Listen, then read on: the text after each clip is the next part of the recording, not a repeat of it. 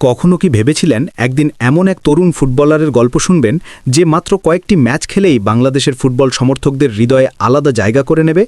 যে তরুণের পায়ের জাদু, সাহসী সিদ্ধান্ত আর অদ্ভুত এক প্যানেঙ্কা শটে মুগ্ধ হয়েছে হাজারো দর্শক। যুব সাফ জয়ের পর বাংলাদেশের ফুটবল অঙ্গনে এখন যে নামটি সবচেয়ে বেশি উচ্চারিত হচ্ছে তিনি হলেন তরুণ ফরওয়ার্ড রোনান সালিভান।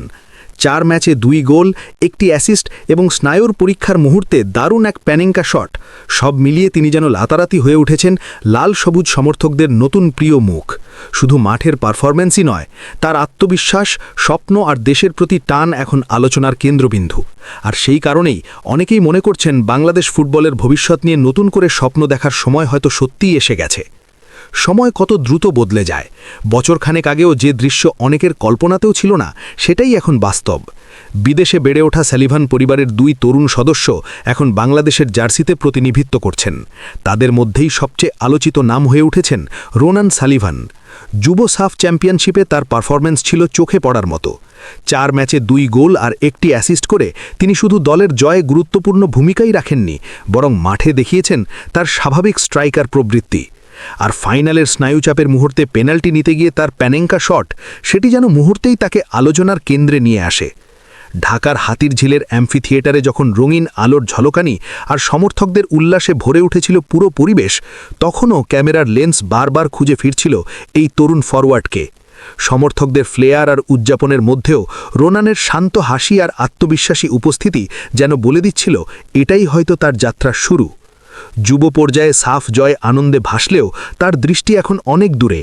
নিজের লক্ষ্য সম্পর্কে কথা বলতে গিয়ে তিনি জানালেন তিনি ভবিষ্যতে একজন পারফেক্ট নাম্বার 9 হিসেবে নিজেকে গড়ে তুলতে চান। তার স্বপ্ন একদিন বাংলাদেশের সিনিয়র জাতীয় দলের জার্সি গায়ে চাপানো। তবে সেই পথ যে সহজ নয় সেটাও তিনি খুব ভালো করেই জানেন।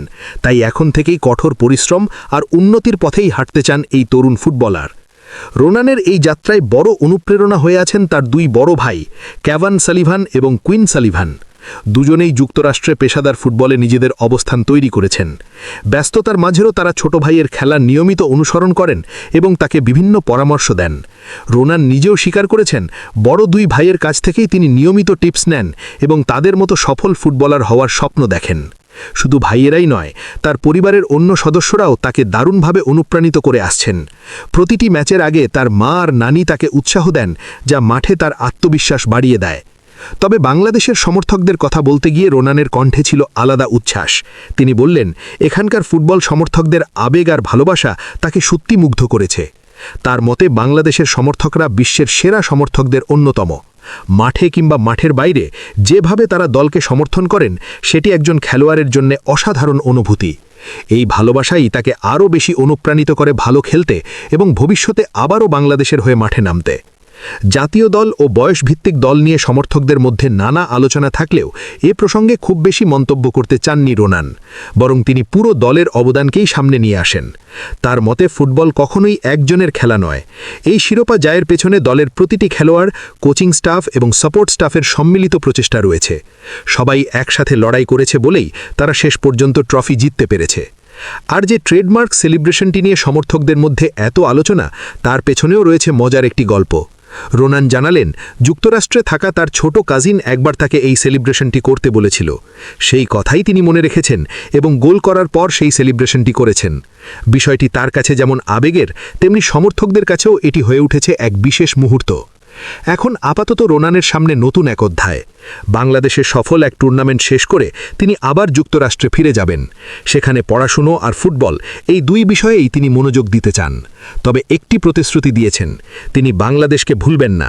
সুযোগ পেলেই আবার ফিরবেন, কারণ এই দেশের ফুটবল আর সমর্থকদের ভালোবাসা তাকে বারবার টেনে নিয়ে আসবে নিজের শিকড়ের কাছে। আর হয়তো খুব বেশি দিন নয়, একদিন সত্যিই দেখা যাবে এই তরুণ ফরওয়ার্ড লাল সবুজের সিনিয়র জার্সি গায়ে চাপিয়ে বাংলাদেশের ফুটবল ইতিহাসে নতুন গল্প লিখছেন।